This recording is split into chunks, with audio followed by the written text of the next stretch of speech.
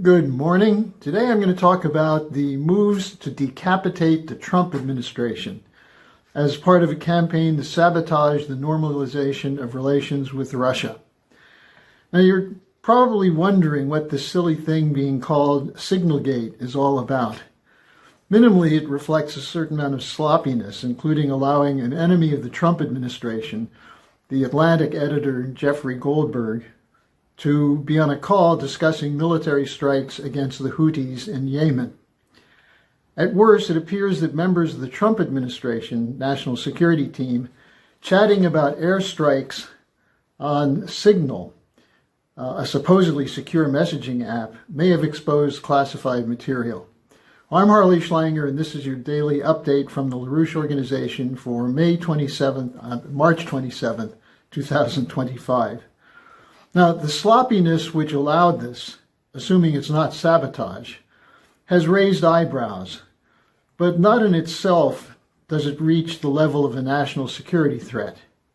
That is, unless you go to the deeper story here, which I intend to do, which exposes this as an operation of the war machine that's out to decapitate Trump's national security team at a moment when the president is involved in very tough and delicate negotiations with the Russians, an attempt to forge good relations based on mutual benefit, which is what normalization is all about. It's a process of diplomacy and cooperation.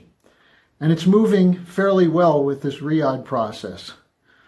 Now, the targets of this Signalgate are individuals who were selected by Trump because he trusts them in his campaign to root out the corrupted elements of the intelligence establishment and the security establishment, the so-called deep state, with its agenda of regime change and war.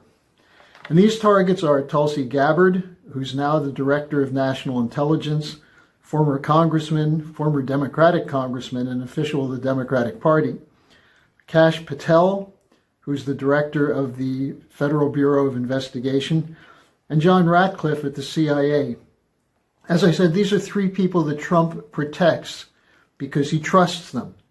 And they've been put out there by Democrats and war hawks in the media who are out to eliminate those people who he's relying on. And they're making a special effort to do this because they failed in their previous effort to prevent their confirmation. You may remember that we put out a report called the Liars Bureau to show who is out to undermine Gabbard and Patel in particular. The same networks behind Russiagate, the same networks behind the Ukraine war, the Biden-Blinken team, the Hillary Clinton network, Victoria Nuland, all of them were part of the effort to keep Trump from having a team that he could trust, because they did that in his first term. And in his first term, his team was a terrible one, including people like Bolton and Pompeo. So the people fighting and trying to use this to undermine Trump would prefer to have a Pompeo and a Bolton in top administration positions than individuals who are fighting for real national security on behalf of the interests of the American people. And remember, they were confirmed in part by your mobilization, as many of our supporters took to the phones and sent emails and letters to Congress demanding that Trump's team be confirmed so that he would have what the people in place that he wanted to defeat the permanent war machine. So now they're being targeted as threats to national security, with calls for their removal, possibly even their jailing. So that's what this is really all about. But let's go to the deeper story. And before you reject this as conspiracy theory, anti-British conspiracy theory, or whatever, keep in mind these are real facts that I'm presenting to you, and you can check them out yourself. For example, we exposed during Russiagate the role of the highest level of British intelligence being deployed against Donald Trump, which included the former head of MI6, Sir Richard Dearloffe, included Christopher Steele, and included a whole network of operatives who were working together with the network inside the Obama administration, including the CIA director, the FBI director, and so on, to prevent Trump from being elected. Because Russiagate started during the campaign based on lies. Well, after Trump came in and the drumbeat against him continued, we found a report that was issued on December 18th, 2018, by the British House of Lords Select Committee on International Relations. The House of Lords is essentially the leaders of the British oligarchy operating out of the City of London. The report was titled UK Foreign Policy in a Shifting World Order. And they said that Donald Trump represents their number one problem in the world. They said his removal was critical for their interests. Above all, they said a second Trump presidency had to be avoided at all costs in order to preserve the U.S.-UK special relationship through which they intended to run the world by keeping the unipolar order operating. And the operation of the unipolar order depends a lot on the U.S.-UK special relationship. Now here's the quote from that paper. This is an exact quote.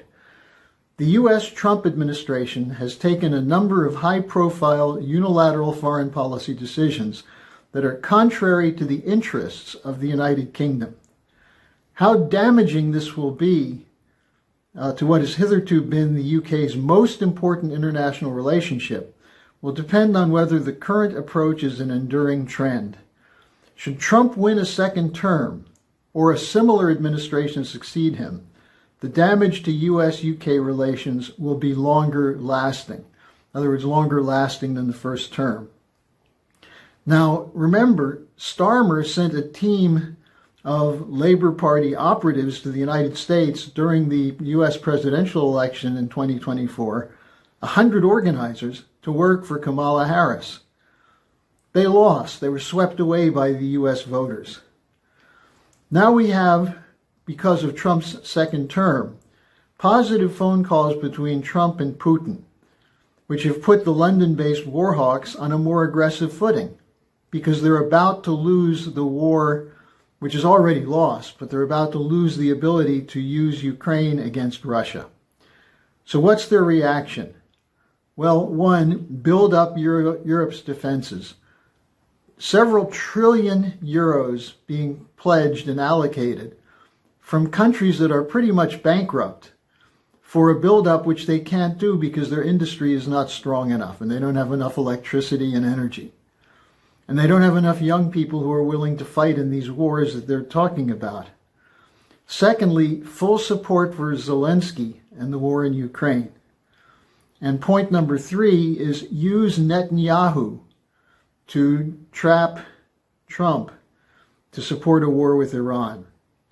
And it's Netanyahu who said, we must decapitate Iran. But if necessary, they intend to decapitate Trump's administration if they have to. Now, Netanyahu is getting desperate. There's growing opposition against him in Israel. At the same time, the U.S. has sent carrier strike groups into the region, stealth bombers deployed into the Southwest Asian theater, and the Israelis are unleashing the settlers movement and the Israel Defense Forces. The settlers are fighting for a greater Israel, which has been an element of British geopolitics since the middle of the 19th century. And why is that? Because if you look on a map, you'll see that the bigger Middle East region is an intersection point for land routes from Asia to Africa and Asia to Europe, and for sea routes through the Mediterranean, the Red Sea, the Indian Ocean, the Persian Gulf, and so on. It's a geographical necessity if you're going to control world trade. And that's why the British initiated the move to put Israel in place, and why they've used various networks of so-called jihadi terrorists to destabilize governments in the region. Now they've concluded that a wider war is necessary, up to and including the possible use of nuclear weapons, as their best strategic option to use Ukraine and Israel as tools to defend their collapsing order. And therefore they're out to decapitate their opposition. It's not just the heads of Tulsi Gabbard, Ratcliffe, and Patel on the line. It's now your head on the chopping block. And that's why I'm calling on you to join us to make sure that this desperate action coming from London is not successful. I urge you to take the time to listen to the conference call interview I did with Helga Zepp-LaRouche yesterday, which will be linked in the description section. And then tomorrow at 11 a.m. Eastern Time, there will be the weekly Zoom call of the International Peace Coalition. So take advantage of that, sign up with us, and organize your friends to join these calls and to listen to them. So thanks for listening. Remember, it's your head on the chopping block.